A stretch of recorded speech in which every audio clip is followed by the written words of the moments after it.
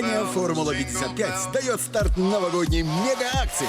155 555 сомни. Не упусти свой шанс выиграть суперприз. Переходи на сайт formula55.tj. «Формула-55». Делайте ваши ставки, господа. дуруди бе поён ба шумо бинандагони гиромии барномаи футболи осиё. Инак дар мамлакат мавсими футболи соли 2021 бо баргузор шудани бозии ниҳоии ҷоми тоҷикистон бо ширкати дастаҳои истиқлоли душанбе ва хуҷанди хуҷанд дар варзишгоҳи бисолагии истиқлоли тоҷикистон ба анҷом расид. Дар ин рӯз беш аз 20 000 мухлис шоҳиди бозии зебои ду дастаи беҳтарини кишвар шуд. ба назар чунин расид ки набудани ҳайати асосии мукаммали дастаи истиқлол ки бо сабабҳои гуногун дар ин вохӯрӣ ширкат накард ба бозии онҳо таъсири манфӣ гузошт. хуҷанд гӯё қаҳру ғазаби чемпион нашудану ҳамеша дар зинаи дуввум боқӣ монданро аз ҳамин бозӣ гирифт. шарҳи моро пайгирӣ кунед. набудани се бозингари калидии истиқлол алишер ҷалилов, ларин ва мишенко ба ин бозӣ таъсир расонд. варзишгоҳ тақрибан пур аз мухлисон буд. ташкилии ин бозӣ ба дараҷаи аъло буд ва бо ҳуштаки беҳрӯз муртазоев бозӣ шурӯъ гардид. футболбозони дастаи истиқлол бо пироҳанҳои сурх ва хуҷанд бо пироҳанҳои кабуд дар майдон ҳунарнамоӣ карданд. беҳтарин бозингари ин вохӯрӣ наимҷон иброҳимзода буд ки ҳоло як партобе анҷом дод ва дилшод бозоров қариб буд ки бо гол анҷом диҳад. рустам соиров ҳам аз худ маҳорат нишон дод. зарбаи ӯро дарвозабон далерҷон баротов аз хуҷанд дошта гирифт. ҳоло бубинед ин гузарише ки бо ҳамроҳии яке аз бозигарони маъруфи мо манучер ҷалилов сурат гирифта буд. зарбаҳои кунҷӣ аз ҷониби футболбозони дастаи хуҷанд хеле зиёд зада шуданд. артем сердюк инҷо як зарбаи хуб зад, аммо инҷо боз дарвозабон шоҳрух қирғизбоев аст ва ин навбат тӯбро бармегаронад. қисми дуввум бори дигар ҳуҷуми бозингари ҷавони мо рустам соиров ва гузариши хуб анҷом медиҳад, аммо зарбаашро дарвозабон далерҷон баротов бармегаронад. ду қисми асосӣ ғолибро муайян накард. лаҳзаҳои қулаи голзанӣ барои ҳарду даста вуҷуд доштанд.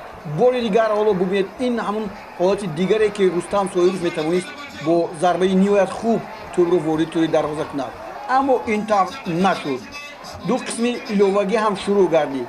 қисми аввали иловагӣ аллакай барои соҳибони майдон ё худ дастаи хуҷанд ки дар ин бозӣ имкониятҳои фаровон дошт аз ҳар лиҳоз ҳоло бубинед як ҳуҷуми дигаре ки метавонист бо гол анҷом ёбад, аммо зарбаи наимҷон иброҳимзода хато аз назди дарвоза ба берун рафт. ҳоло дигар ҳуҷуме ки кароматулло саидов оғоз кардааст. боз як гузариши хеле моҳирона. боз сердюк инҷо ба тӯб мерасад, аммо зарбаш ба дарвозаи холӣ намеравад. капитони даста дилшод бозоров инҷо хуб маҳорат нишон медиҳад. ҳоло бори дигар бубинед дарвозаи холӣ, аммо хеле дертар артем сердюк ба ин тӯб мерасад. боз як зарбаи дигарро инҷо футболбозони дастаи хуҷанд ба анҷом мерасонанд. як нав бозии хонагӣ як тайёрии хонагие ки инҷо онҳо доштанд дар ҳамин ҷо мавриди истифода қарор доданд, аммо ин тавр нашуд. ҳолати дигар дар ин ҷо хатогӣ аз ҷониби шоҳрух қирғизбоев сурат мегирад ва зарбаи ҷаримавӣ. ин зарбаи ҷаримавӣ бисёр зарбаи олӣ буд ва ҳисоб боз мегардад. футболбозони дастаи хуҷанд ба сафи пеш мебуранд. ин наимҷон иброҳимзода бори дигар ин зарбаеро мезанад ки баргардонда нашаванда аст, вале шоҳрух қирғизбоев онро бармегаронад. аз ҳама пеш ба ин тӯб он бозингаре меояд ки нав ба майдон омада буд, ҳоҷибой зиёев. 1-0. сипас навбати артем сердюк ҳам фаро мерасад. нимаи дуюми қисми чоруми бозӣ ва ҳисоб 2-0 мешавад.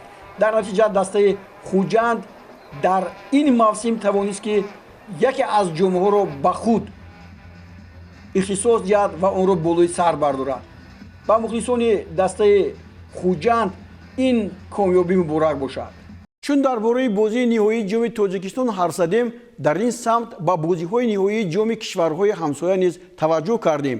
дар вохӯрии ниҳоии ҷоми ӯзбекистон дастаҳои пахтакор ва насафи қаршӣ бо ҳам қувваоз буданд. ҷоми ӯзбекистон ҳам бо шаҳомату шукӯҳ баргузор гардид ки ҳоло мо шумо мебинем. дар ин росто дастаи пахтакори шаҳри Тошканд ҳамчун рекордсмен дар историяи ҷоми Ӯзбекистон ба ҳисоб меравад ки 13 маротиба ин ҷомро болои сар бардоштааст дар ҳоле ки Насаф аз рӯи асноде ки дастрас шуд ҳамагӣ як маротиба соли 2015 ин ҷомро ба худ ихтисос додааст. дар бозие ки ҳоло ин дастаҳо доранд, Пахтакор бо Насаф дар ин ҷо ҳам таносуби қувваҳо баробар набуд, аммо дастаи Насаф дар ин ҷо корномаи хеле олӣ анҷом дод. ҳоло ин зарбаи футболбозони дастаи Насаф аст ки мо ҳоло ин ҷо мебинем ва дарвозабони дастаи Пахтакор Суюнов бисёр хуб бозӣ мекунад ва пеши рӯи ин тӯбро мегирад. вале футболбозони дастаи Насаф пай дар хати ҳуҷум пайдо мешаванд ва мехоҳанд ки ин навбат пирӯзиро дар ҷоми Ӯзбекистон ба даст оранд. бубинед ин ҷо парвозҳои Суюнов дарвозабони дастаи Пахтакори Тошканд ва ин ҳуҷуми Пахтакор ҳаст ки дар натиҷа тӯб ба тири дарвоза бархӯрд. партофти зебо буд ин ҷо аз ҷониби Фарух Сайфиев, вале муҳофизагирон дар охирин фурсат ин тӯбро зада аз майдони назди дарвоза берун карданд. ин ҳуҷуми дигари футболбозони Пахтакор Ҳамрубеков дар дақиқаи 28 ҳисобро боз мекунад. аввалан тамошо мекунем ба гузарише ки ин ҷо хеле хуб анҷом дода шуд ва ин ҷо дар ҳақиқат муҳофизатгарон пеши роҳи Ҳамрубековро гирифта натавонистанд. дар ин росто боз ҳамон Фарух Сайфиев ҳам хеле хуб кор кард. ин ҷо ҳоло мо дӯстони гиромӣ таҷлили голро дидем ва як ҳолати ниҳоят дағал Белкасим дар ин ҷо қоидаро вайрон кард дар муқобили бозингари дастаи Пахтакор ва аз майдон ронда мешавад. хуб тарзе мебинем ин ҷо дар ҳақиқат ҳолати ногувор аст. Насаф вазъияташро душвортар кард, вале тӯбро ба самар расонд. дақиқаи 38 аст. Абдураҳимов тӯби ҷавобиро ба тӯри дарвозаи дастаи Пахтакор дар ҳоле зад ки ин даста як нафар кам бозӣ мекард. ҳуҷум ҳам хеле ҷолиб буд, гузариш ҳам хеле зебо.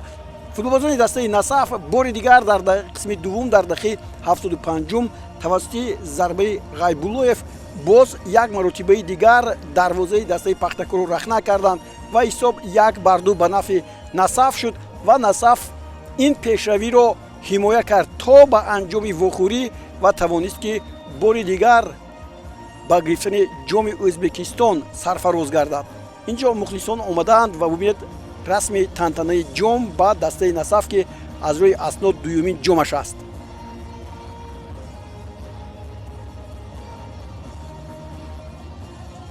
дар кишварҳои Қирғизистон ва Туркманистон дар бораи бозиҳои ниҳоии ҷоми соли 2021 маълумоти дақиқ пайдо накардем, аммо дар Ҷумҳурии Исломии Эрон дар вохӯрии финалии ҷоми ин кишвар ки бо номи ҷоми ҳазфӣ ёд мешавад, клубҳои футболи Истиқлол ва Фулоди Хузистон бо ҳам рақобат карданд. вохӯрӣ баробари дастаҳо имкон надод ки дар вақти асосӣ ва изофӣ яке аз дастаҳо пирӯз гардад. танҳо зарбаҳои пеналтии баъди бозӣ ғолибро муайян кард. чун гуфтем дастаҳо барои муайян кардани соҳиби ҷом ба задани зарбаҳои пеналти шурӯъ карданд ва ҳоло Верия Ғафурӣ барои ин зарбаро задан омода мешавад ва зарбааш ниҳоят хуб аст. тӯб ворidi тӯри дарвоза мешавад. футболбозони дастаҳои Истиқлол ва ҳамчунин Фулод бо ҳам бозиҳои зиёд гузарониданд. 32 вохӯрӣ аст ва 15 вохӯрӣ бо пирӯзии дастаи Истиқлол анҷом ёфтааст. Фулод бошад дар 8 бозӣ тавонистааст ки Истиқлолро мағлуб кунад. ҳоло Мусавӣ ҳаст ки барои зарба задан аз дастаи Фулод омода мешавад ва ин ҷо тӯбро дарвозабон бармегардонад, вале тавре мебинем ин ҷо дар ҳамин мавриде ки довар ин ҷо хаторо аз ҷониби дарвозабон мебинад ва ин ҷо бале дар ҳақиқат пеш баромада буд ва аз нав зарба зада мешавад. Мусавӣ бори дуюм ин зарбаро ҳоло иҷро мекунад. дар ин мусобиқа ҳам ҳама дастаҳое ки дар лиги бартари Эрон бозӣ мекарданд ҳунарнамоӣ карданд ва бозиҳо ҳам хеле хуб ҷараён гирифтанд. ҳоло биёед таваҷҷӯҳ мекунем ба Мусавӣ. ин ҷо Мусавӣ як зарба мезанад ва тӯб ворidi тӯри дарвоза мегардад. навбат ба дастаи Истиқлол мерасад.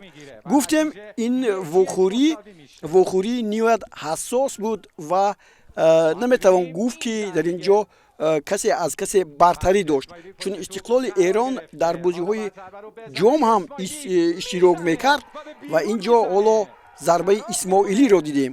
зарбаи Исмоилӣ хато аст ва ин иштибоҳ Истиқлолро барои пирӯз шудан хеле ба як лаҳзаи ногувор ҳам андохт, вале чун навбати футболбозони дастаи Фулод меояд. Инҷо ҳоло хоҳем дид ки Некнафас чӣ гуна зарба мезанад. Некнафас ин зарбаи дуюмро ҳам бо гол анҷом медиҳад. 2-1 ба нафи Фулод аст. инҷо тамошобинон ҳам хеле кам буданд, вале ба ин нигоҳ накарда бозиҳо дар лигаи бартари Эрон хеле хубтар мегузаранд. ҳоло бубинед инҷо хатогии дарвозабонро ки чӣ гуна самти парвозаш нодуруст буд ва боз Маҳдипур аз нав ҳисобро баробар мекунад 2-2, вале як зарбаи боқимонда барои Фулодион ҳаст.